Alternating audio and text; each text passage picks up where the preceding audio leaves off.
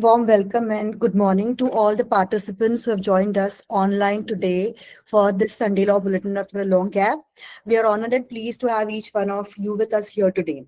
As we commence with today's Sunday Law Bulletin, I would like to take a moment to introduce LDF, that is Lawyers Development Forum, to our new participants. LDF, popularly known as Lawyers Development Forum, is a vibrant platform wherein we are committed to nurturing growth, excellence, and learning and camaraderie within the legal fraternity.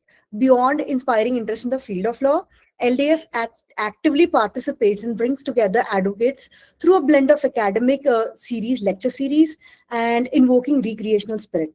From insightful lecture series to energizing sports events like cricket matches and badminton tournaments, this forum fosters both professional development as well as personal well-being. LDF also hosts conferences featuring esteemed judges and expert speakers, creating opportunities for meaningful guidance and practical learning. And of course, our weekly Sunday Law Bulletin that you all know has become a signature initiative where specialists and experts from diverse legal domains share their expertise, break down complex topics, and encourage deeper engagement with the law. And for this endeavor, we express our heartfelt gratitude to the pillars of this particular forum. And they are Advocate Dr. Rajendran Pule sir, founder, President LDF, Advocate Vijay Shelar sir, Secretary LDF, Advocate Abhishek Jagtap sir, President LDF, for their vision, dedication that continue to shape and strengthen this forum. With that, let us now briefly walk through our program schedule for today. It is my great privilege and a great honor to introduce today's esteemed speaker. We have with us Honorable Justice Ambadas Haribau Joshi sir, former judge, Bombay High Court. Sir, we are extremely honored to have you with us here today and to spare your valuable time on this glorious Sunday morning. Justice Joshi sir began his legal career in 1976 and he rose through distinguished practice across Bid, Aurangabad, and the Bombay High Court. He served as an assistant government pleader and additional public prosecutor and later as special counsel for the state of Maharashtra in major service law, land acquisition, and labor matters. He was elevated to the Bombay High Court in 2004 and retired from the Aurangabad bench, later serving as the chairman of Maharashtra Administrative Tribunal until 2019. Justice Joshi sir is equally celebrated for his academic and institutional contributions. He organized a landmark workshop on mediation at Nagpur and authored a practical workbook on mediation published by Maharashtra Legal Services Authority. He has delivered lectures on constitutional law, human rights, and advocacy skills at the Maharashtra Judicial Academy and the National Judicial Academy. Sir, beyond the legal sphere, has held significant leadership positions. Director for 9 years and chairman for 3 years of Devgiri Nagri Sarkari Bank and chairman of Jeevan Vikas Vachanalay for over 20 years. He remains deeply committed to social and environmental cause, including soil conservation, forestation, organic agriculture, water conservation, and river rejuvenation.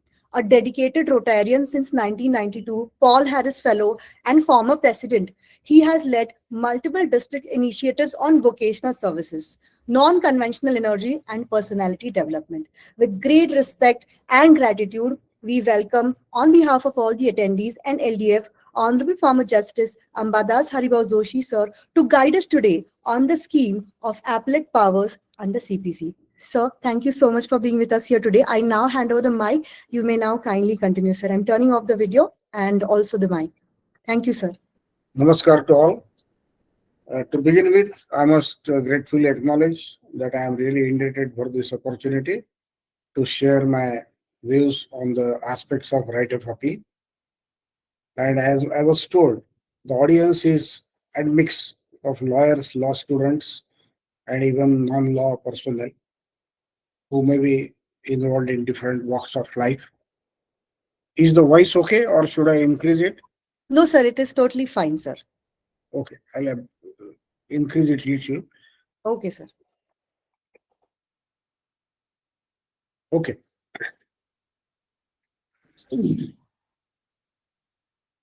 Friends, I had proposed that the talk should be in Marathi, Hindi, or English, and I prefer Hindi if the audience okays it.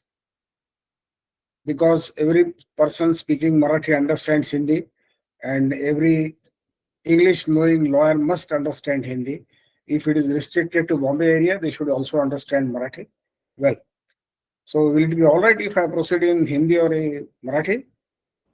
Sir, I think it would be a welcome change to have all the three languages with us here, sir. Okay, fine. Okay, fine.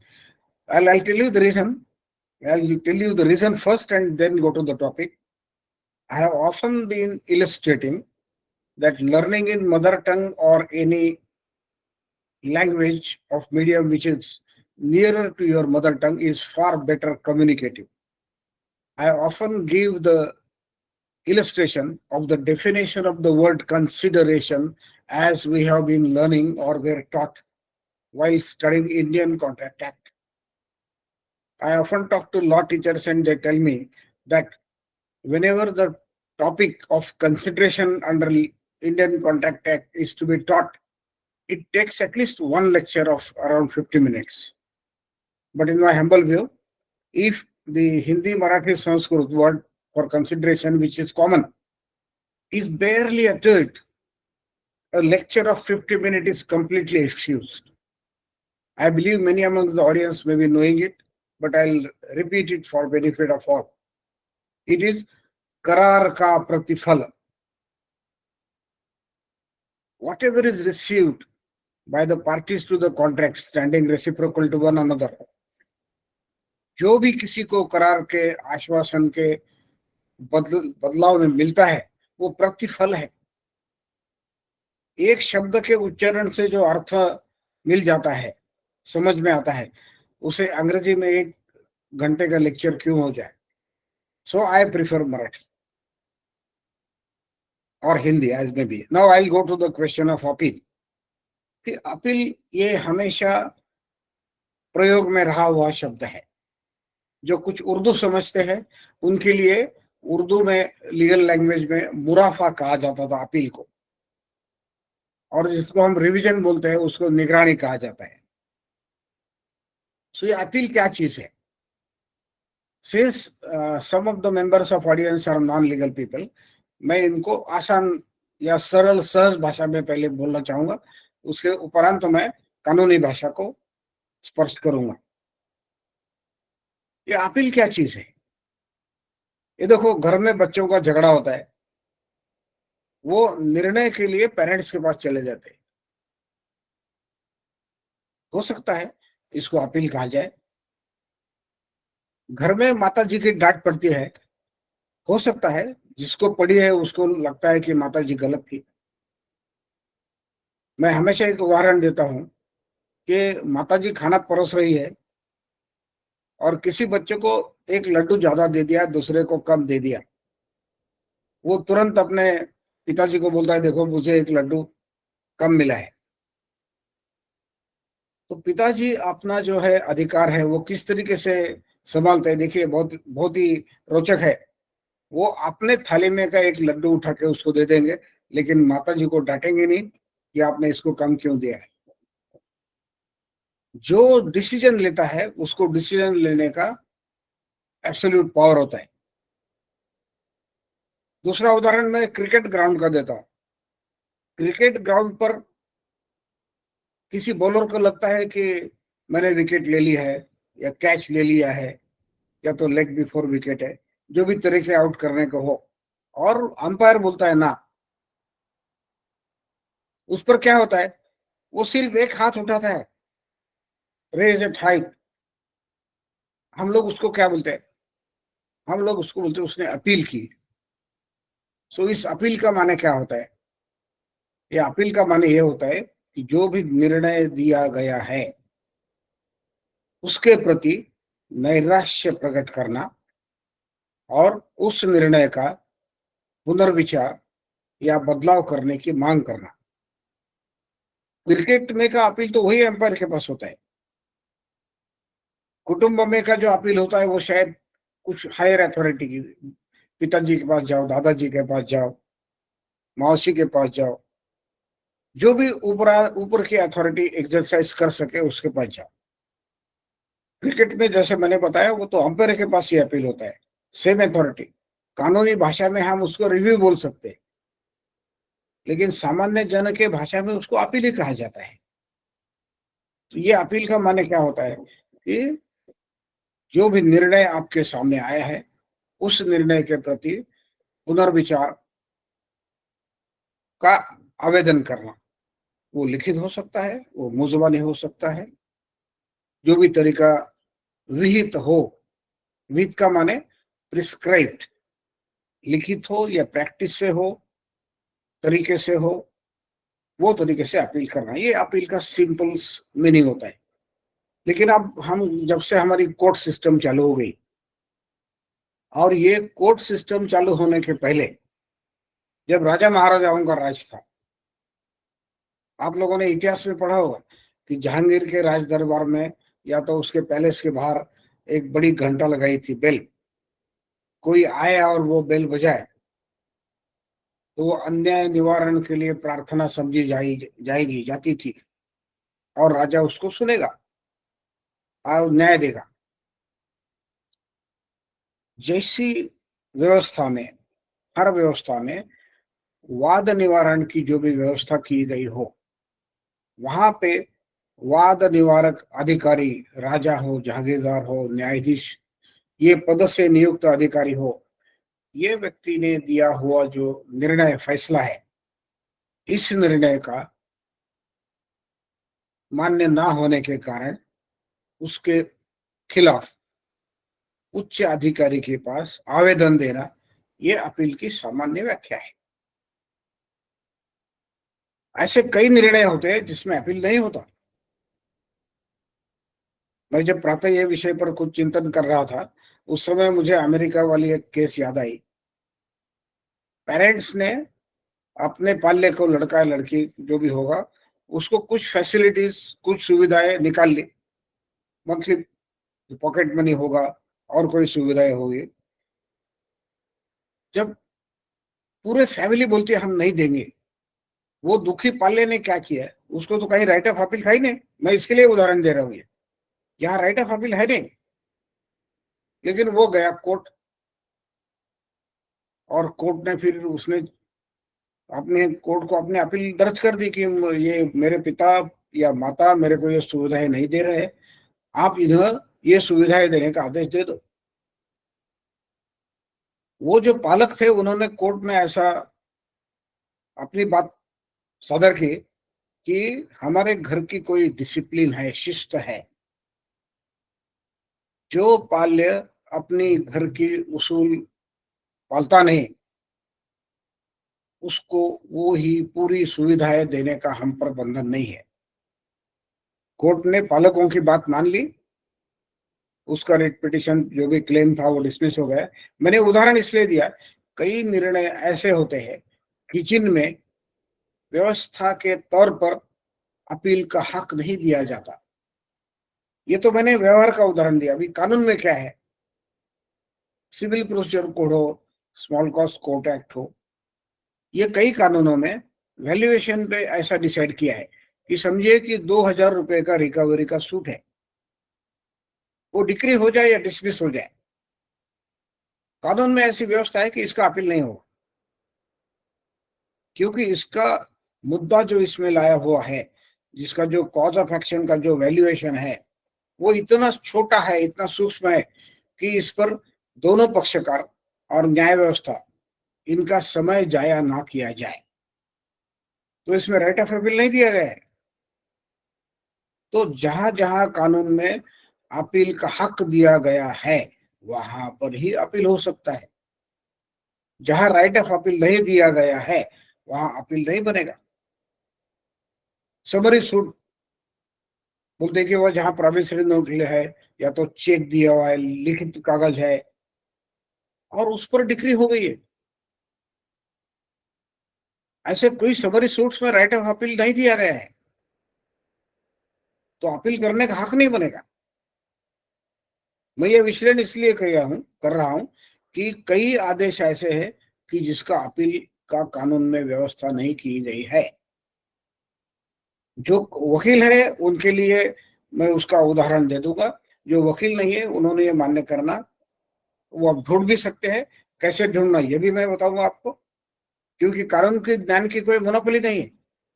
जिसने वकालत की degree नहीं ली है, औपचारिक शिक्षण नहीं किया है, वो भी कानून के सभी साइट्स पे जाके कानून की किताबें लाके कानून का अध्ययन करके हर चीज समझने का प्रयत्न कर सकता है।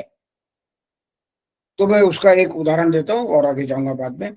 सिविल प्रोसीजर कोड, जो नोट्स ले रहे हैं वो ले सकते हैं। सिविल प्रोसीजर कोड का सेक्शन 104 और सेक्शन 96 96, ये दो सेक्शंस में अपील की तरतूद प्रोविजन की गई है, जिसको हम सिविल कोर्ट का अंतिम निर्णय जिसको बोलते हैं, डिक्री बन गई है। किसी ने कब्जे की मांग की है, किसी ने रकम की मांग की है, किसी ने अपना मॉर्गेज रिलीज कराने की मांग की है। जहां किसी भी सूट में वादी का जो क्लेम होता है, जिसको हम दावा बोलते हैं या सूट क्लेम बोलते हैं, इसकी मान्यता, स्वीकृति या अस्वीकृति अंतिमतः दे दी गई है और सिविल कोर्ट में कोई कॉज सिविल सूट पेंडिंग नहीं है, तो हम बोलते हैं कि सूट के कॉज को अंतिम मुद्दे पर लाके छोड़ा है। जब इस तरीके से किसी सूट का अंतिम निर्णय हो जाता है, ये अंतिम निर्णय के डिक्री को हम डिक्री बोलते हैं, डिक्री इन अ सूट, हुक्मनामा ऐसा भी उसे बोला जाता है। जब अंतिम हुक्मनामा दिया जाता है तब उसको डिक्री बोलते हैं। ये हुक्मनामे के खिलाफ जो अपील बनता है वो सेक्शन 96 सिविल प्रोसीजर के तहत अपीलेट फोरम को किया जाता है। मूल्यांकन के आधार पर यह अपील या तो जिला कोर्ट में होगा, जैसे मुंबई जैसे प्रेसिडेंसी टाउन में अगर division bench of small cause court भी होता है, तो फाइनल डिग्री के खिलाफ उस कोर्ट में किसी हालत में वहां पे भी अपील किया जा सकता है। जहां उच्च न्यायालय है वहां वैल्यूएशन के तौर पर उसका अपील हाईकोर्ट में भी किया जा सकता है। मैं तफसील में नहीं जा रहा हूँ, मैं सिर्फ कितने अधिकृत अपील के अधिकारी है उतने का ही उल्लेख करके आगे जाऊंगा। ये हुआ डिक्री के बारे में। लेकिन सूट चालू है, और चालू सूट में जो प्रगति पथ है पर है, ऐसे सूट में कोई आदेश किया जाता है।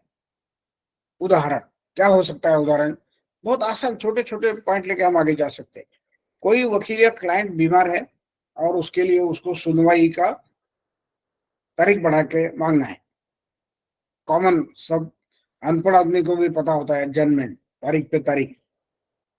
तो कोई ये वकील या क्लाइंट तारीख बढ़ा के मांगता है, न्यायाधीश वो विनंती मान्य करेगा या अमान्य करेगा? ये अमान्य मान्य करने वाला जो आदेश है, ये आदेश है, ये डिक्री नहीं है। वो हद तक वो फाइनल है, ये फैक्ट है, लेकिन सूट पेंडिंग है, दावा सुनवाई हो रही है दावे में। तो ऐसे नहीं कह सकते कि किसी लिटिगेशन को फाइनलिटी पहुंच चुके हैं, नहीं पहुंची है। एक उदाहरण। दूसरा, सूट के पेंडेंसी में कोई कागज प्रेजेंट करना है, उसका एप्लीकेशन किया है, वो रिजेक्ट हो चुका है, वो भी ऑर्डर है।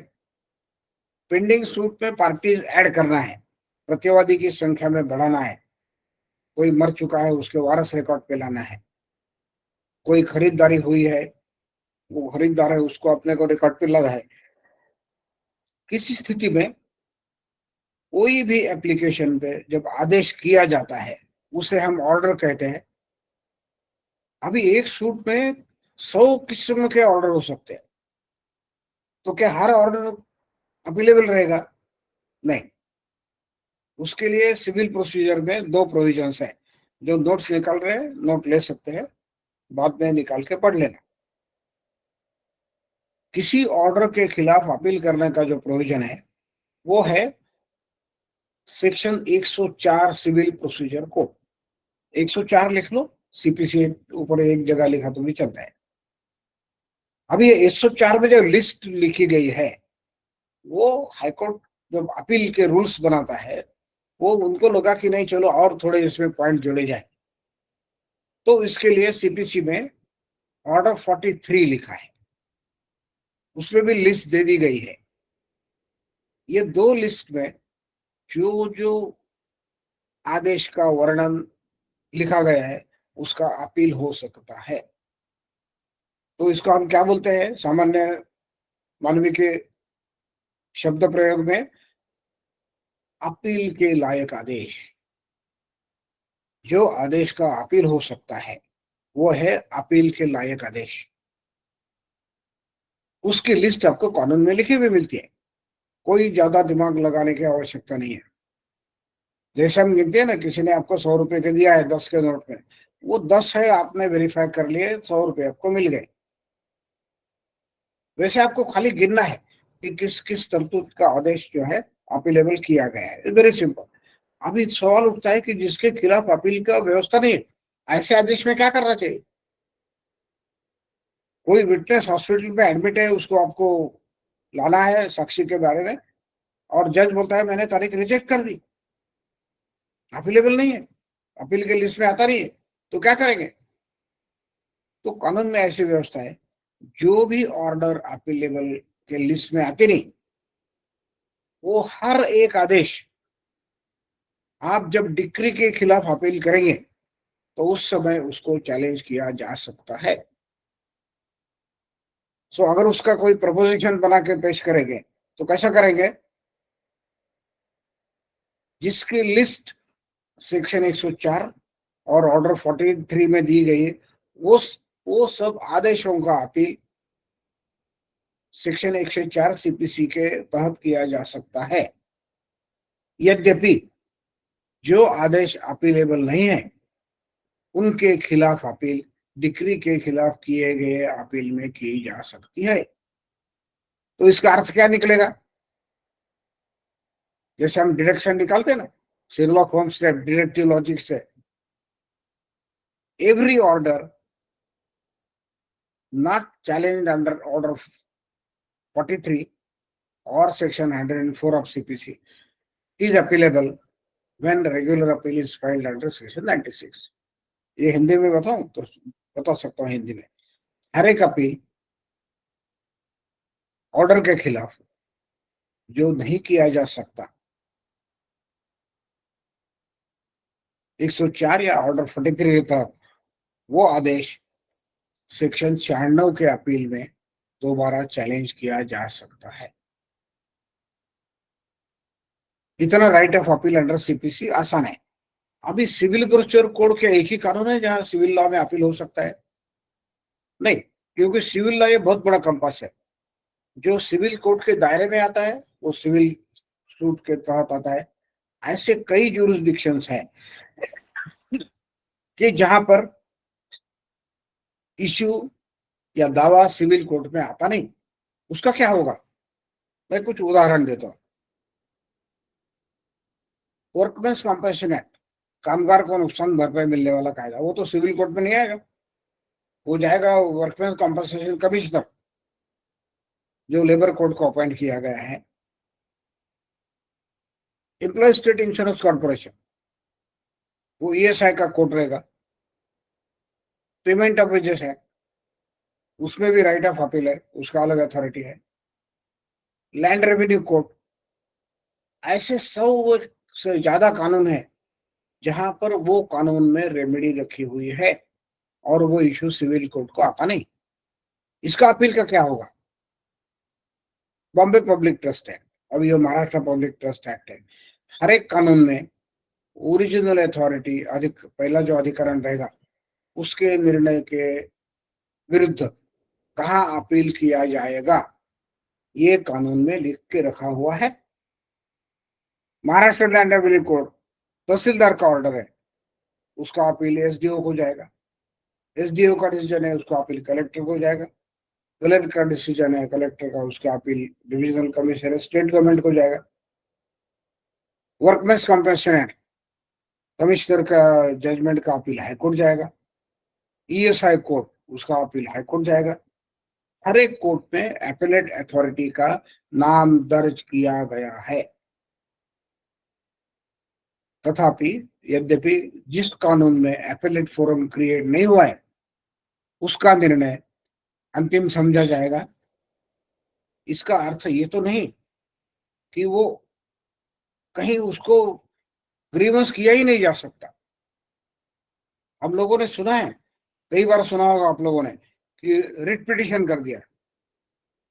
ये रिट पिटिशन क्या होता है? ये उच्च न्यायालय का सार्वत्रिक अधिकार है, जिसमें निचली कोर्ट या अधिकारी जो उच्च न्यायालय का सीधा सीधा सबऑर्डिनेट हो या ना हो, उसका निर्णय संविधान के कलम 227 या 226 या दोनों एक में लाके उसको आह्वान दिया जा सकता है। आह्वान है, आवाहन नहीं है। आह्वान is an appeal to good conscious of the person taking decision. जो निर्णय ले रहा है उसको आप आवाहन कर सकते हैं विवेक बुद्धि का। वो आह्वान नहीं है, ये आह्वान है। इस तरीके का आह्वान सर्वोच्च न्यायालय में संविधान के 132 आर्टिकल 136 सॉरी के तहत किया जा सकता है। व्हाट इज द प्राइमरी नियम क्या है? जिस कानून में आदेश हुआ है वो आदेश या डिक्री अगर अपीलेबल हो तो उसका अपील हो सकता है।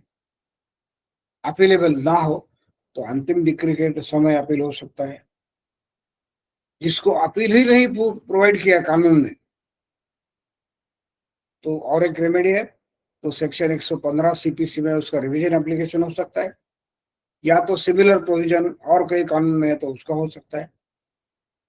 और आखिरी कि कोई रेमेडीलेस नहीं रह सकता।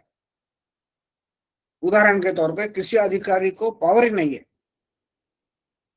एक खेती का राइट ऑफ वे है, उसका अधिकार तहसीलदार को है, मामलतदार को है, लेकिन अर्बन एरिया है, यहाँ राइट ऑफ वे नहीं है।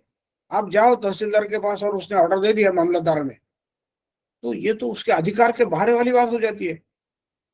कभी अधिकार की बात है लेकिन उसने कानून तोड़ के ऑर्डर किया है, तो उसका रिट पिटिशन हो सकता है। ये इसलिए मैंने इसको बताया कि अपील का सब्जेक्ट नहीं है फिर भी, क्योंकि जहां अपील है नहीं और अन्याय हो रहा है उसकी व्यवस्था क्या है, उसके लिए ये jurisdiction 226, 227 of constitution of India available है। अभी उसके आगे का जो विषय मुझे आपसे चर्चा करना है वो ऐसा है, ये अपील के पावर का स्कोप क्या है, क्या मतलब निकलता है अपील का। हमारे एक ऑनरेबल जस्टिस सिद्धपुरकर हमेशा ट्रायल कोर्ट में कई कार्यक्रम भाषण में गए तो बोलते थे कि ट्रायल कोर्ट का पावर जो है वो अनफिल्टर्ड अनअफेक्टेड है। You are not under anybody supervision और फन। आप संपूर्ण स्वतंत्र हो। हम लोग इंडिपेंडेंट जुडिशरी की बात करते हैं ना, तो उसका यह अर्थ होता है कि जब आप निर्णय कर रहे हो, आप कोर्ट हो, आप निर्णय कर रहे हो, आपके निर्णय प्रक्रिया को प्रभाव करने का, हस्तक्षेप करने का किसी को भी अधिकार नहीं है। उपलब्ध कागज, उपलब्ध साक्ष्य, इसके आधार पर कानून का यार्डस्टिक, मेजरिंग स्टिक लगाने के बाद में आपको जो निर्णय करना है वो करने का ट्रायल कोर्ट को शतशः अधिकार है। No interference. तो लॉ में क्या लिख के रखा है? Judgment of civil court shall be final, comma comma किस लिए है? Subject to right of appeal. आप सेक्शन 12 और 13 सीपीसी का पढ़ लेना। अभी इसका मतलब क्या होता है? अगर राइट ऑफ अपील दिया गया है तो राइट ऑफ अपील के अधीनस्थ रहते हुए आपका निर्णय अंतिम है। अंतिमता ना दे दो तो क्या होने वाला है? बहुत इंटरेस्टिंग है। आप ये भी सेक्शन लिख लो, मैं अभी जो आपको बोलने जा रहा हूं। सेक्शन 47 ऑफ सीपीसी, एक डिक्री कर दी, अब राइट ऑफ अपील नहीं है, हमको समरी सूट है और कोई है, डिक्री फाइनल हो गई और हम बाद में दोबारा सूट फाइल करेंगे वही क्लेम को, हमारा वकीली स्किल लगा के कुछ उल्टा पुल्टा करके, या तो declaration that the decree is bad. इसके बारे में लिखा है कि ऐसा कोई इश्यू अगर एग्जीक्यूशन प्रोसीडिंग में आता है तो भी आपको वही प्रोसीडिंग में उसको डिसाइड करना है। लिटिगेशन का बहुगुणन मल्टीप्लिसिटी अवॉइड करने के लिए, टालने के लिए इस तरीके का अंतिम स्टेटस सिविल सूट को, सिविल जजमेंट को दिया गया है। नाउ हम इसको जाएंगे कि अपील का लिमिटेशन स्कोप क्या है। मित्रों, एक बात ख्याल में रखो, मैं बहुत हिम्मत करके कुछ बोल रहा हूं, किसी ने आहत होने की आवश्यकता नहीं, क्योंकि मैं अपने अनुभव के आधार पर बोल रहा हूं। लीगल कम्युनिटी के बहुत कम लोगों ने स्कोप ऑफ अपील को ठीक से समझा है। हमारे पास जितना एपेलेट ज्यूरिसडिक्शन में केसेस पेंडिंग है, उस पेंडेंसी का प्रधान कारण अपील करने वाले, अपील सुनने वाले लोगों ने अपील प्रोविजन का ठीक से अध्ययन नहीं किया है। सेक्शन 96 जो और ऑर्डर 43, ऑर्डर 41 ये अपील को गवर्न करते हैं। इसमें क्या लिखा है? जब अपील की सुनवाई हो रही है, या तो डिक्री के खिलाफ वाले, या तो ऑर्डर के खिलाफ वाले, या तो रिवीजन एप्लीकेशन 115 में का हम सुन रहे हैं, तो प्रोसीजर क्या रहेगा? प्रोसीजर वही रहेगा जो सीपीसी में दिया गया है। ये क्या प्रोसीजर है? ये सेक्शन 99 में लिखा है। आप ये सेक्शन लिख लीजिए, section 97, which is very poorly and rarely understood. मैं हिंदी में भी बताऊंगा। जिसका प्रयोग ठीक से नहीं समझा गया है, ऐसा ये सेक्शन है। क्रिमिनल लॉ में ऐसा होता है कि आरोपी जेल में गया है तो कोई इनोसेंट जेल में ना जाए, इस प्रिंसिपल से हर एक पर्सपेक्टिव, हर एक दृष्टिकोण बार बार छानबीन करने के बाद में जज को ये ओपिनियन फॉर्म करना है कि ट्रायल कोर्ट का जजमेंट अंतिम ही है, उसमें कोई गलती नहीं छूटी है। इस स्वरूप का सूक्ष्म निरीक्षण का ज्यूरिसडिक्शन शायद सिविल कोर्ट को नहीं है, सिविल अपीलेट कोर्ट को। तो क्या है? हम लोग देखो, डॉक्टर के पास जाते हैं, डॉक्टर क्या क्या देखता है? जो पेशेंट आता है बोलने को, बीमारी लेके, वो स्टेथोस्कोप लगाता है, हार्ट रेट गिनता है। तो what is the yardstick of health? Pulse rate and heart rate is moderate. What is moderate? 66 to 80 normal है, 90 हो गए वो क्या बोलते? Tachycardia. Pulse rate, heart rate इतना बढ़ गया है कि हार्ट को आहत होने की पॉसिबिलिटी है। डॉक्टर बाद में क्या करेगा? उसके बाद में थर्मामीटर लगाएगा, टेम्परेचर देखेगा। What is normal temperature? 97 is fine, 98.5 not bad, 99 अरे इसको बुखार है। फिर बीपी का मशीन लगाया, फिर क्या देखा? 110, 72 अरे excellent, 120, 80 okay not bad, 130, 90 all right will manage, 140, 100 there is an alarm. तो अपीलेट अथॉरिटी क्या देखेगा? अपीलेट अथॉरिटी के पास कौन सा स्टेथोस्कोप है, कौन सा थर्मामीटर है, कौन सा बीपी मशीन है, वो सेक्शन 99 में लिखा है। वो क्या लिखा है कि कोई आदेश जो न्याय करता है वो प्रोसीजरल लैप्स, इरेगुलरिटी, त्रुटियां, इनके कारण वायलेट इंटरफेयर नहीं किया जाएगा। अभी ये तो मिस्ट्री है, न्याय क्या है, सत्य क्या है? कहीं पढ़ा है व्हाट इज ट्रूथ? अपने साक्ष्य पुरावा कायदा में, कानून में जो साक्ष्य अधिनियम आया ना, वो अधिनियम और पुराना इंडियन एविडेंस एक्ट, इसमें बहुत ज्यादा फर्क नहीं है। इलेक्ट्रॉनिक एविडेंस के बारे में जो मेन तरतूद है उसमें जोड़ी गई है, वो छोड़ो तो बाकी की तरतूदें वैसी के वैसे रखी है। क्यों? कानून के पुराने लेख में ऐसा कुछ नहीं मिलता था कि इसमें कुछ हम तोड़े, इसमें हम कुछ जोड़े।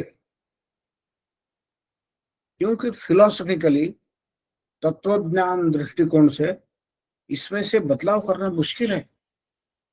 हमारी कुछ पुरानी कहावतें हैं, मेरे जो सीनियर बुजुर्ग वकील थे उनके मुंह से मैंने सुना हूं, वेरी वेरी एलिमेंट्री। जैसे हम लोग लैटिन मैक्सिम बोलते ना, वैसे हिंदी उर्दू में मैक्सिम्स थे लीडिंग के बारे में, या पुरावा, साक्ष्य पुरावा लाते हैं ना, तो कौन सा पुरावा लाना नहीं लाना इसके बारे में बहुत ही सिंपल मैक्सिम था। पहले बयान करो, बाद में साबित करो। That is the rule of pleading. आप प्लीड नहीं करोगे तो पुरावा कैसे लाओगे? अभी लिखित और ओरल एविडेंस के बारे में ऐसा ही एक प्रॉवर्ब था, एक बार लिखा 10 बार बका बराबर है। What is the rule in evidence, Indian evidence act? Facts to be proved by primary evidence.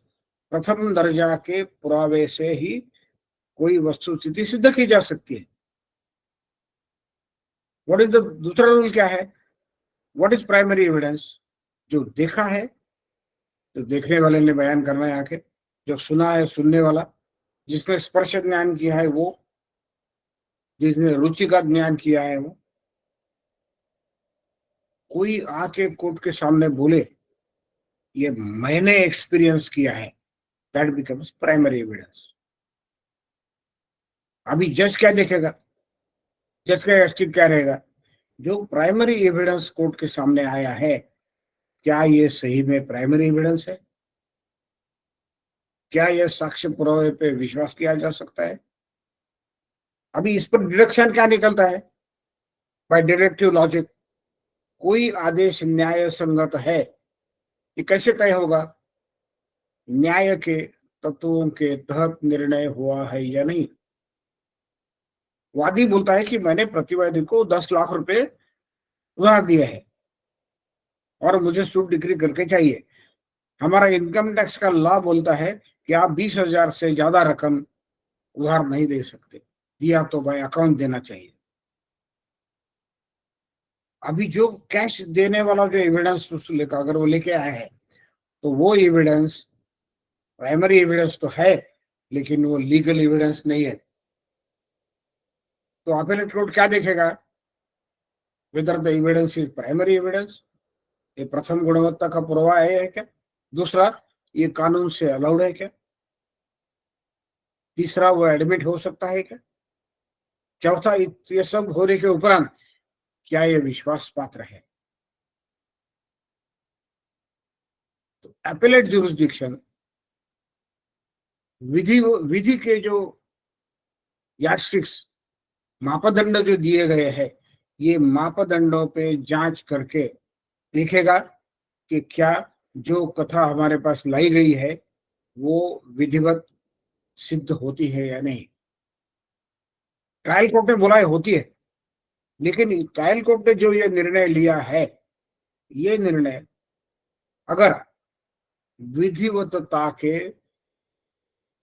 जांच पड़ताल में बैठता है, सिद्ध होता है, खरा उतरता है, तो वो एविडेंस, वो अपीलेट कोर्ट मेरा मत भिन्न है ये आधार पर उसमें बदलाव नहीं कर सकता। अभी ये सब मैंने जो बताया, ये अगर गणित के त्रैराशिक फॉर्म में अगर मुझे प्रेजेंट करना है तो मैं कैसे करूंगा? कलम 99 के हिसाब से विधिवत मापदंडों से जांच करने के बाद अपीलेट कोर्ट अगर इस मत पर पहुंचता है कि दिया हुआ निर्णय में कहीं भी विधिवतता का अभाव दिखता नहीं है, तो अपीलेट कोर्ट को ट्रायल कोर्ट का जजमेंट इंटरफियर करने का कोई भी अधिकार नहीं है। इसलिए कि मुझे अलग मत लगता है, माय ओपिनियन इज डिफरेंट, अलग मत का अधिकार अपीलेट अथॉरिटी को नहीं है। कोई भी अपीलेट जज को अपने निर्णय पत्र में ये लिखना पड़ेगा कि डिक्री पास करने वाले कोर्ट ने जो निर्णय दिया है ये विधिवत नहीं है। जब तक appellate forum finding of illegality नहीं देता तब तक ट्रायल कोर्ट का डिक्री सेट असाइड नहीं किया जा सकता। आई थिंक, वी थिंक वाली बात अपीलेट कोर्ट के जुरिस्डिक्शन के बाहर है। और एक इंटरेस्टिंग बात है जो सामान्य जनों के भाषा में तर्क को बैठती नहीं होता है ना, लिटिगेंट कोर्ट में आके बैठता है और बात सुन लेता है जज की। जज बोलता है कि I am not going into facts, ये कॉमन है, नथिंग न्यू इन दिस। जज कहना कुछ अलग चाहता है, समझा कुछ अलग जाता है। जज को ये कहना होता है from his mind and heart and legal brain that मैं फैक्ट्स देखूंगा, मैंने फैक्ट देखे हैं, मैं अलग निर्णय पर नहीं जाऊंगा। लेकिन वो कहता क्या है गलती से, I will not look into the facts. ऐसा नहीं होता। अपीलेट कोर्ट जो है, अपीलेट कोर्ट को पूरे फैक्ट समझना है, जांच करना है। मत परिवर्तन के लिए अधिकार नहीं बनता जब तक विधिग्राह्यता दिखाई जाती है। एविडेंस पुरावा में नहीं लाया जा सकता, लाया है और ट्रायल कोर्ट ने उस पर भरोसा किया है तो अपीलेट कोर्ट क्या लिखेगा, evidence brought before the trial court was not admissible in evidence. साक्ष्य में नहीं लाया जा सकता, वो भी लाया है।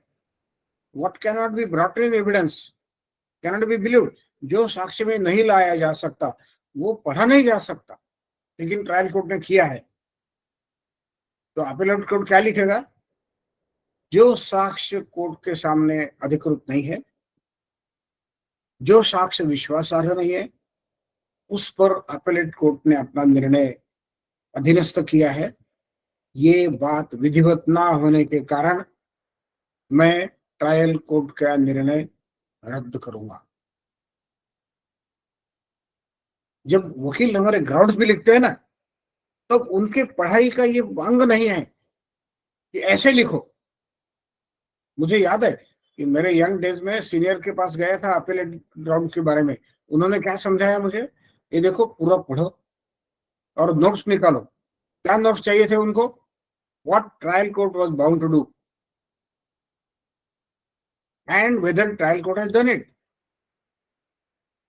क्या करने की ट्रायल कोर्ट पर जोखिम थी, क्या ट्रायल कोर्ट ने वो जोखिम निभाई है, अगर नहीं निभाई है तो क्या उसका परिणाम अन्याय में होने वाला है।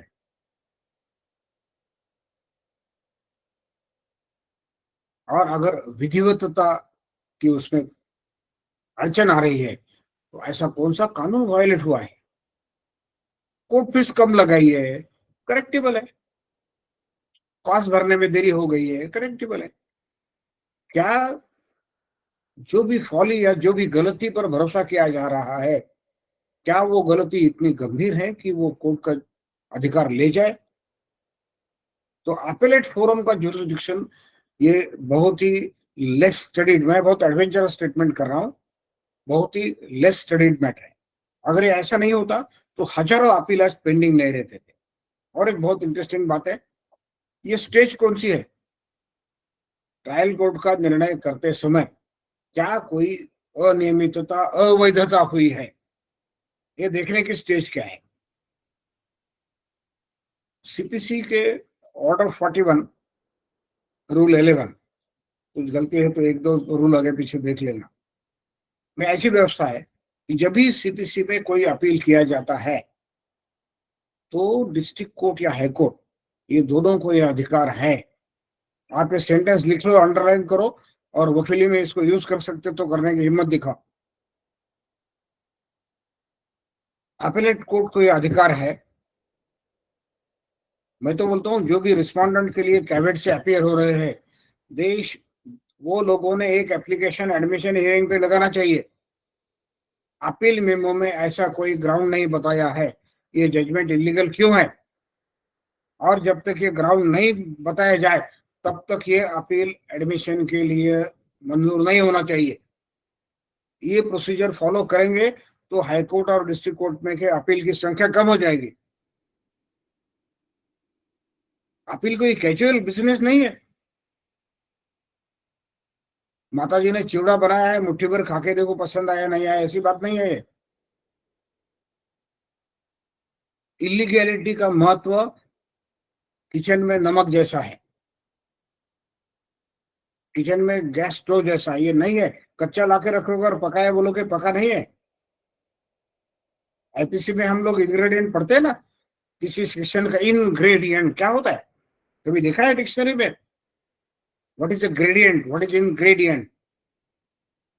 किसी सेक्शन में इनग्रेडिएंट फैक्ट ना हो तो मैजिस्ट्रेट क्या करेगा पता है? फर्स्ट वेरिफिकेशन में कंप्लेंट डिसमिस कर देगा, कॉग्निजेंस नहीं लेगा। अपील का स्क्रूटिनी इस तरीके से होना चाहिए। ये बताओ पहले डेट में कि कौन सा पैराग्राफ जजमेंट में का कानून के खिलाफ है, तब तक हम अपील सुनेंगे नहीं। कौन सा कंक्लूजन जो फैक्ट्स में नहीं लिया जा सकता वो लिया गया है। नहीं लिया जा सकता मतलब एडमिसिबिलिटी एविडेंस है। साक्ष्य दोहरा, साक्षीदार ने कुछ बोला ही नहीं और जज बोलता है कि ये बोला है, इसको हम परवर्स बोलते हैं। मिसलीडिंग है, मिस इंटरप्रिटेशन है, उसका बात अलग हो सकता है। फर्स्ट अपील फैक्ट्स पे लाए होता है, इसका मतलब क्या होता है?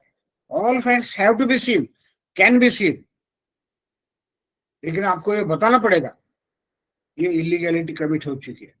ये नहीं बताओगे तब तक अपील नहीं हो सकता। मैंने सैकड़ों अपील ऐसे देखे हैं, मैकेनिकली ड्राफ्टेड, निर्णय अवैध है, निर्णय वस्तुस्थिति के खिलाफ है। माननीय ट्रायल कोर्ट ने अपना मन बुद्धि अप्लाई नहीं की है। अरे ये क्या ग्राउंड है? आपको उसमें से सॉर्ट आउट करना है। जैसे दही में से छाछ बनाते हो और मक्खन उठाते हो ना, वैसे उसको छाछ बाजू करना है, इसमें निकालना है कि this is a ground. Paragraph 24 of judgment contains following finding. इसमें ये लिखा है कि इनका विवाह संपन्न हुआ है, लेकिन ये लिखा नहीं है कि सप्तपदी हुई थी। जिस फैक्ट के सिद्ध होना ये लिखने के बिना निर्णय दिया जाएगा वो निर्णय गलत है। आप इंग्रेडिएंट प्रूफ चैलेंज नहीं करोगे तब तक राइट ऑफ अपील बनता ही नहीं है। कानून ने अपीलेट फोरम बताया है, कानून ने राइट ऑफ अपील प्रोवाइड किया है। इसका माने ये नहीं होता कि हर डिग्री चैलेंज की जा सकती है। अभी आप देखो बैंकों के कई सूट होते हैं, बैंक के 1000 सूट्स में से कितने सूट झूठे होते हैं आप मुझे बताओ। मैं इसलिए नहीं बोल रहा हूं कि मैं बैंकों का वकील था। मेरे जज होते हुए मेरे सामने एक बेल एप्लीकेशन आया था, वो कर रहा था साहब ऐसे नाम की बैंक होती है मुझे पता नहीं, मैंने पैसे उठाए नहीं, मॉर्गेज तो ये तो झूठ है, मैंने रजिस्टर्ड ऑफिस भी नहीं देखा। अभी हो सकता है वो झूठ क्यों बोलेगा, तो मैंने पुलिस को बोलो जाओ रजिस्टर्ड ऑफिस में और रजिस्ट्रेशन के डॉक्यूमेंट लेके आओ। तो रजिस्ट्रेशन का टाइमिंग था अबाउट 40 मिनट्स। ये लोग 40 मिनट रजिस्टर्ड ऑफिस में बैठे हुए थे। उनके आने जाने की वीडियो रिकॉर्डिंग में उनका वीडियो था, रजिस्ट्रार के सामने उनका फोटोग्राफ हुआ था, रजिस्ट्रार के सामने अंगूठे किए थे, सिग्नेचर लाए थे, पैसा बैंक में उनके अकाउंट में जमा हुआ था और वो पैसा यूज किया था, उसका भी पुरावा था। अभी इसमें क्या अपील करोगे? बैंक चैलेंज करो मंजूर है, हिसाब चैलेंज करो मंजूर है, लेकिन मैंने बैंक देखा नहीं, I do not know, who will believe, कौन विश्वास करेगा इस पर? कई सूट्स ऐसे होते हैं कि जिसमें चैलेंज करने लायक मुद्दा नहीं होता। समझो बैंक का सूट बियॉन्ड लिमिटेशन है, बिल्कुल चैलेंज करो, आपको राइट है लॉ पे। लेकिन जो फैक्ट चैलेंजेबल नहीं है उसको चैलेंज करने का राइट है, इसलिए अगर आप उसको चैलेंज करोगे तो उसका डिटरिंग कॉस्ट चाहिए। मैं हिंदी में बताऊं डिटरिंग कॉस्ट का, टूट मूट कारण पर ग्राउंड पर अपील करने वाले को खाली कोर्ट का खर्चा, प्रतिवादी ने वादी ने किया वो खर्चा नहीं, लेकिन उसका दंड लगे इतना उसका नुकसान भरपाई देना पड़ेगा। कितने वकीलों ने सिक्योरिटी फॉर कॉस्ट, अपील करने वाले में प्रतिवादी के खर्चे का भरपाई करने के लिए जमानत की व्यवस्था करना, ये तरतूद का यूज किया है? किसी ने किया है? जिसका अपील इतना स्ट्रांग है उसको कोई डर नहीं, लेकिन जो कारण बिना अपील कर रहा है, अपील पढ़ने के बाद में ग्राउंड अच्छा ना लगे तो क्या प्रतिवादी आके एप्लीकेशन करेगा कि मेरे कॉस्ट के सिक्योरिटी देने को इसको लगाओ? Ask him to give security, उसको मेरे सिक्योरिटी, मेरे वकील के फीस का पैसा भरने को लगाओ। क्या ये हो सकता है? मेरे तो ये स्टेटमेंट है, beyond the scope of talk है, लेकिन I must speak it. CPC ना पढ़ने की वजह से जुडिशियल डिले होते हैं, ना के पढ़ने के वजह से। जो पढ़ने के बाद में डिले कराता है वो रिवॉर्ड पात्र है, और जो ना पढ़ने के वजह से डिले कराते हैं उनका क्या करना है हम आप लोग सब मिलके सोचेंगे। ये राइट ऑफ अपील इतना सीरियस इशू है। मैंने आज ये सब्जेक्ट क्यों चूज किया? जब मुझे ऑप्शन था कि आप सब्जेक्ट चूज करो, तो मैंने सोचा कि ये सब्जेक्ट बताए कि लोगों का सर घूम जाए आज ये सुनने के बाद में। हो सकता है आप में के 5-10 लोग मुझे अपने मन में गाली देंगे, ब्लेम करेंगे, कोई बात नहीं। मैं जो भी बोल रहा हूँ मेरे इस व्यवसाय, विधि व्यवसाय में 45, 48, 50 साल खर्चा करने के बाद में बोल रहा हूँ। I know my fraternity is likely to be hurt. किसी ने तो भी कड़वी बात बताना चाहिए ना। ओके, मुझे जो 55 मिनट मिले थे वो समय पूरा हो चुका है।